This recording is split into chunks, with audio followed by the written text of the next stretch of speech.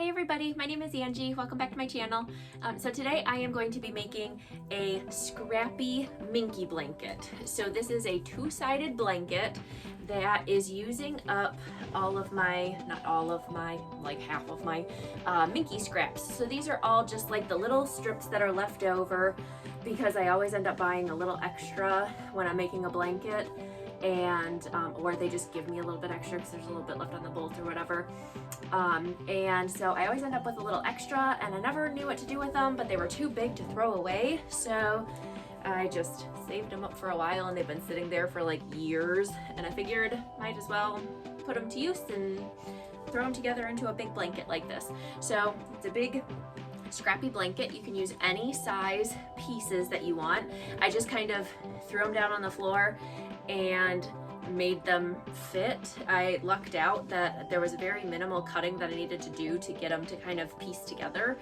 But you could use very small scraps for this. Honestly, when I was first laying this out, these scraps have been laying around for so long I forgot how they were, and you'll see how they were all balled up. I kind of thought that they were all just like maybe foot-long strips, and as you'll see in the video, that was not the case. There's, you know, this one square that was a little bit shorter, and you know, some pieces that were a little bit smaller. So just kind of play around with it and fit them out, and then trim them down so that the pieces, you know, line up together. But that's really all that it came to. And the blanket, I haven't even measured it, but it's basically just as wide as the width of fabric. So like this piece here was the width of fabric, and I had like, I think that's probably like a half a yard or something like that left. So this is, I think probably ends up being about 56 inches after trimming it down a little bit, 56 inches wide, and it's probably about that long. So that's how big mine ended up being. Yours will be just as big as you can make it with your scraps, or as small as you can make it. These would be great for, you know, I'm not quite sure what I'm going to do with this yet. This one is a little, I was originally intending to make it, like I didn't think that it was going to be this big, so I was figuring it would be a good like lap size to like donate to like a retirement home or something. You know, they always are in need of like wheelchair lap blankets, that kind of stuff, but this is way too big for something like that. So I'm not quite sure where the best location will be for this to land, but if you have leftovers, you know, retirement homes are always in need of donations, or nursing homes, as well as animal shelters for the dogs that are laying on the cold cement floor. I got my dog from a shelter, and she was so teeny and shivering, and it always makes me tear up thinking about her like that. So blankets, they always need blankets, and they will take donations of those. So those are just some ideas of things that you can do with your leftover Minky or any kind of fabric that you have left over. If it's piling up like mine is and you don't know what to do with it, those are some great options. Let's go ahead and I will show you how I make this.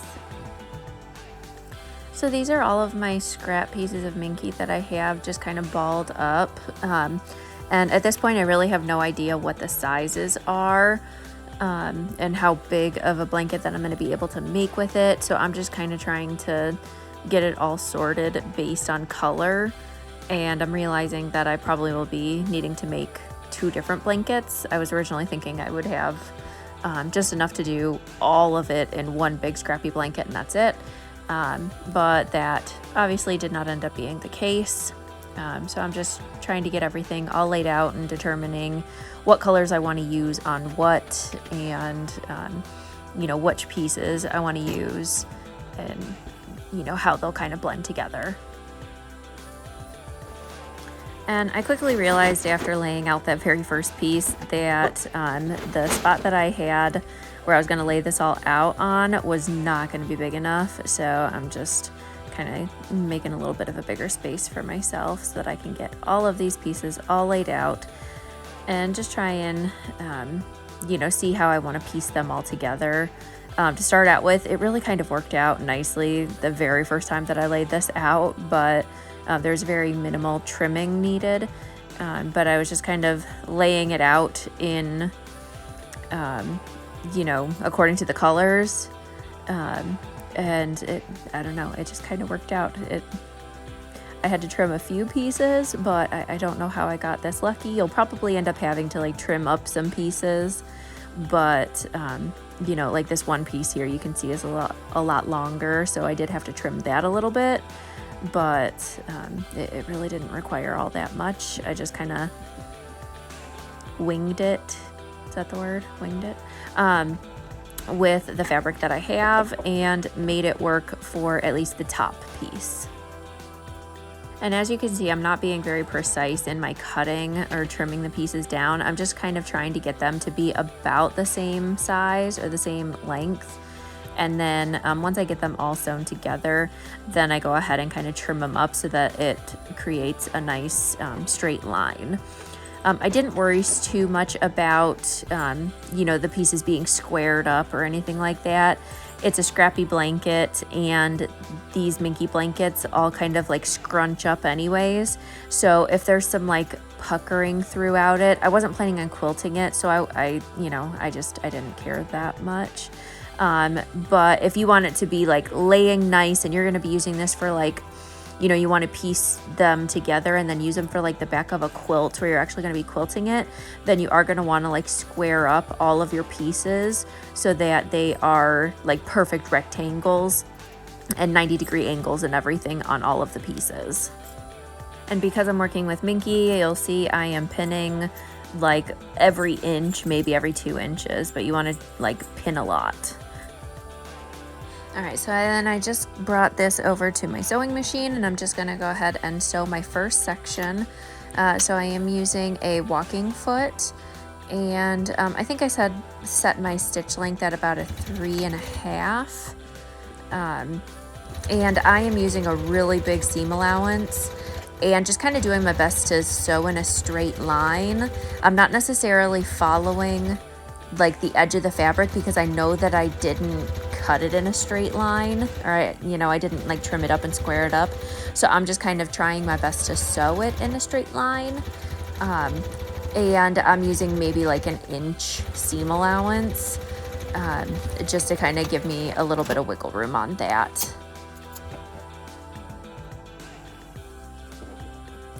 And I am very much in the way of the camera now at this point, but I'm just trimming down my seam allowance. And you want to be very, very careful trimming down your seam allowance. You can see that I screwed up on this and was not careful enough and ended up cutting into the blanket, because it was kind of folding over as I was trimming the seam allowance. So now I have to go and cut that portion off and re-sew it. So that's what I'm doing here. Just this at least is giving me a straight edge that I can sew in the next step. But yeah, I did have to cut off at like 2 or 3 inches because I ended up cutting into the blanket instead of just trimming my seam allowance. Now this is one of those do as I say, not as I do kind of moments, because I did not pin this time. And I don't know why, but it worked out. Usually Minky, you have to pin like way more than you ever thought that you would need to in your life. Minky stretches so bad, and for whatever reason on this entire blanket, like I just got lazy and didn't pin the rest of the blanket, and it all worked out, and I don't know why. I think this is a one-off fluke, so I wouldn't recommend doing as I do. I would definitely recommend pinning, but like I said, for whatever reason, it worked for me. So now I'm going back and trimming the seam allowance again, and this time I am being ever so careful so that I do not cut into the blanket again.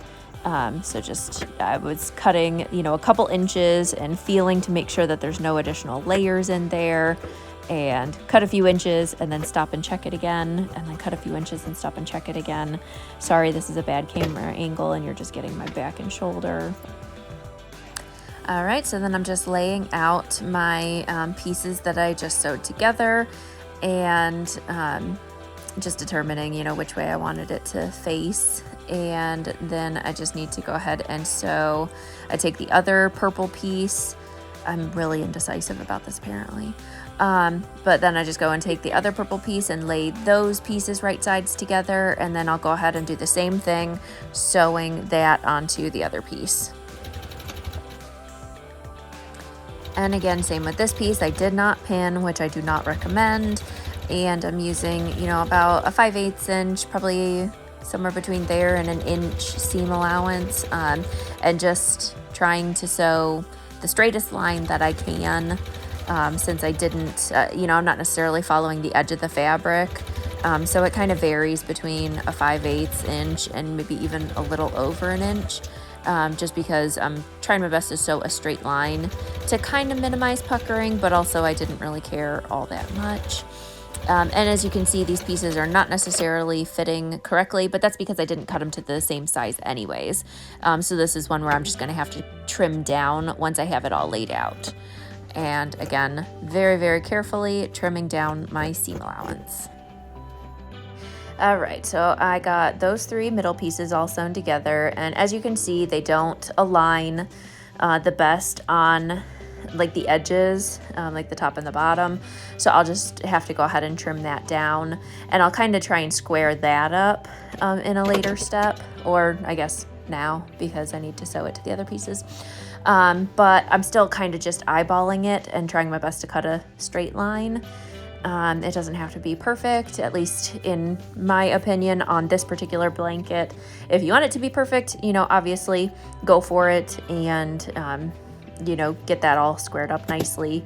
But being a scrappy blanket like this, and using this fabric that's going to get all scrunched up anyways, I didn't care that much. So I'm really just eyeballing it on, you know, trying to cut a straight line.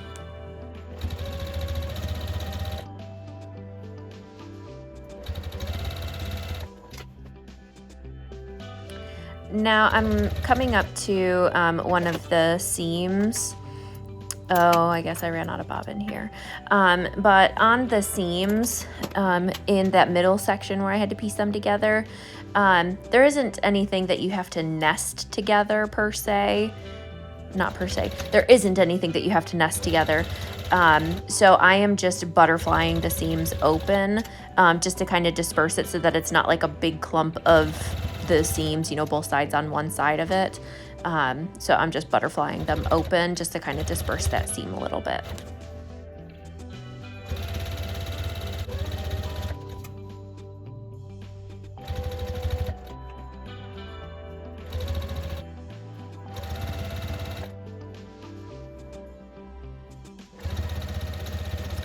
All right, and then I did go ahead and trim down the seam allowance on this part as well, but I didn't show it because the camera was at a bad angle and you just saw my back the entire time, so that's kind of pointless. But I have it all laid out after cutting that seam allowance or trimming that seam allowance down, and now I'm just doing that last piece, the top, and getting that one sewn on, same as I've been doing with all the other pieces.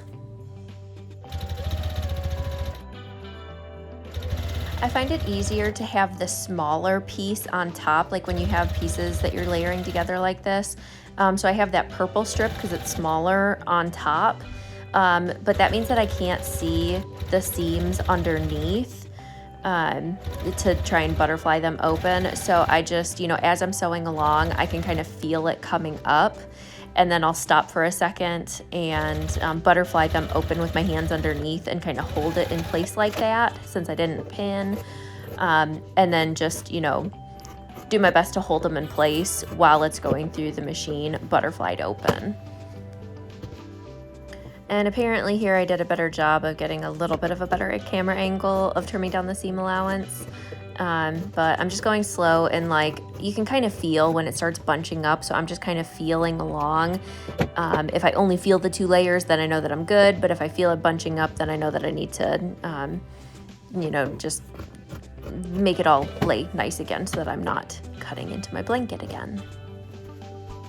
All right, so I got the top done, so I'm just kind of laying it out and trying to lay it as flat as I can, just to kind of see where it needs to be trimmed up. And what I do next is I go and get my measuring tape or tape measure, whatever. and I just measure across it, and I'm just looking to see what the shortest distance across it is, which I think ended up being like 58 inches or something. So then I know that I need to cut the entire thing down to 58 inches. So that it doesn't like swoop in the middle or something. So I just go through and trim it all back so that it is all the same width.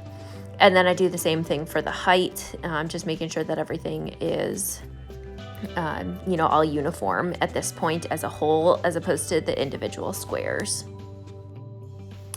All right, and now it is time to do the exact same thing, but for the backing. So I literally just go through the exact same steps. I'm just laying it out here, trying to see what pieces I have to work with. The backing was, it had a little bit bigger pieces for the backing, and I didn't quite like the big huge chunk of pink like that. So you can see in a second I do end up cutting it in half, that and the yellow piece, and kind of like crisscrossing it. So, and like the other pink up at the top, I did have to trim that back a little bit too. So this one did take a little bit more trimming, but still overall I didn't have really any waste, because I still have a little bit more that I can use on another blanket. So I'm just kind of trimming everything back here. It just requires a little bit more trimming than the other side of it. So then, as I mentioned, I'm just cutting the yellow and the pink pieces in half, just so that it's not like huge chunk of pink, huge chunk of yellow. It just gives it a little bit more of a scrappy look. So I'm just cutting both of those pieces in half and then flip-flopping two of them, just to, alternate the colors a little bit more.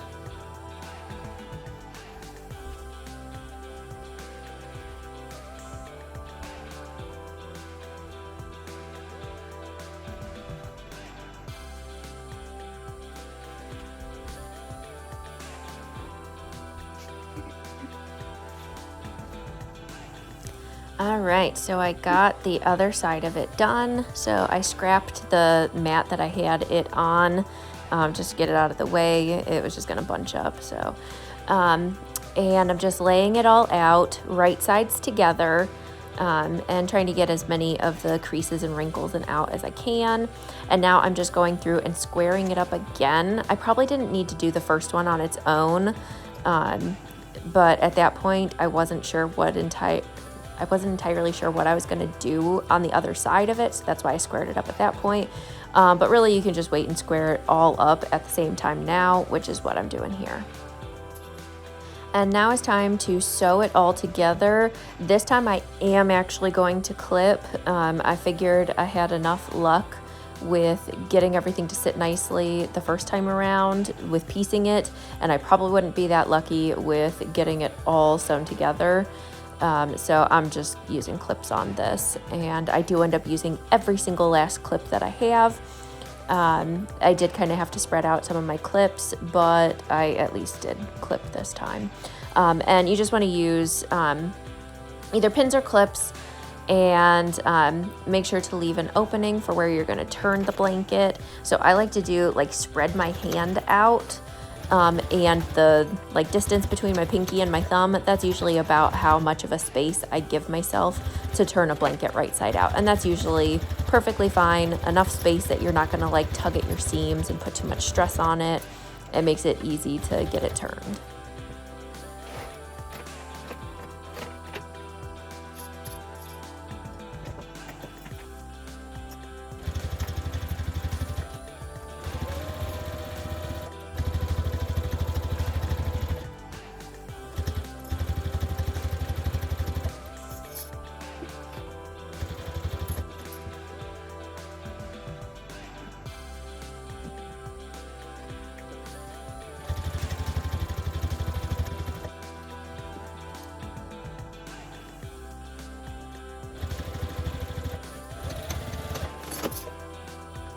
All right, now at this point I got it all sewn together. So what I'm gonna do is I just go all along my seam allowances and just make sure that I did in fact grab both sides of the fabric and that there was no puckering or none of the blanket got sucked in to my seam.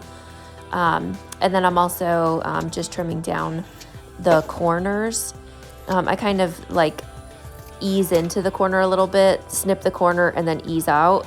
And it just reduces some of the bulk that's in the corner so that it sits a little bit nicer and pokes out just a little bit better.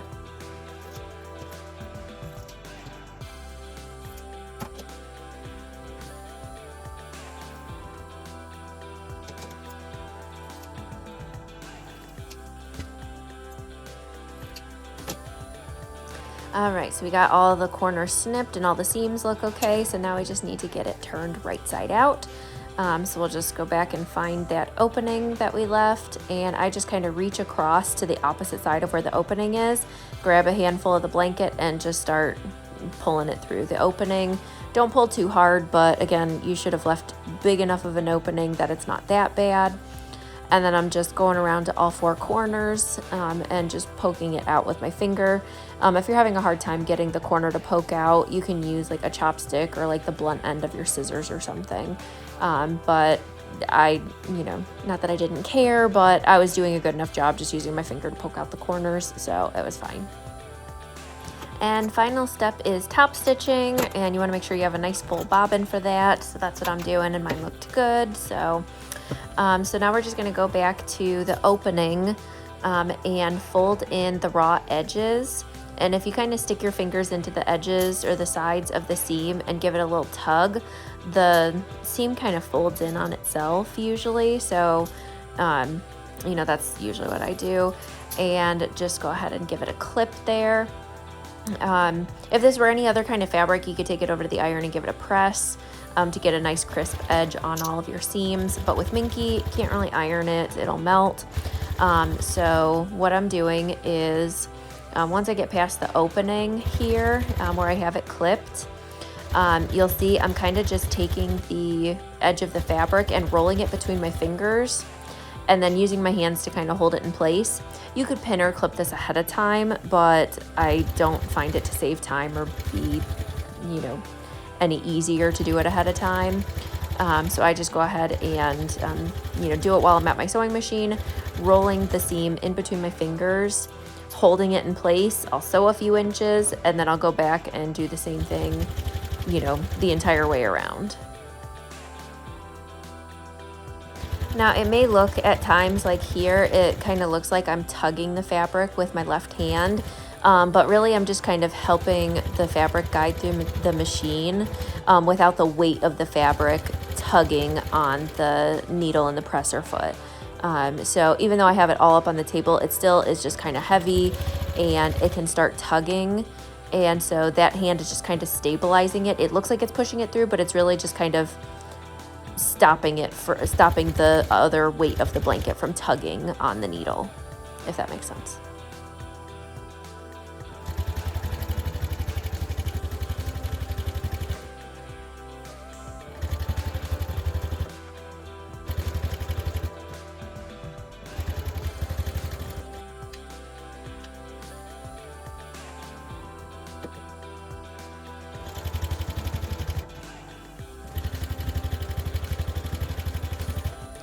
All right, so we are back at the beginning. So we'll go ahead and back stitch and clip our threads and we're done. All right, so there we go. There is, oh, I can't even lift it that high. This is our Scrappy Minky blanket using up our little fabric scraps. So my scraps were a little bit bigger, but you could do this with your smaller scraps. And it is two-sided, so this is very hard to get in the same frame, but you get the idea. But yeah, so that is our Scrappy Minky blanket. So yeah, it came together, relatively painlessly. That may have been a fluke, I don't know. I have some more scraps that I need to use up, some more like blues and stuff, more boy prints. But I am gonna do that next, and hopefully it is as painless, whatever, as this one was. Yeah, so that is that. So if you enjoyed this video, if it found it helpful, give me a thumbs up, leave a comment down below if you have any ideas or any other ideas of what to use for Minky scraps, what you like to use them with, whatever I'm trying to say. Yeah, and subscribe to stay tuned for future videos. I'll see you next time. Bye.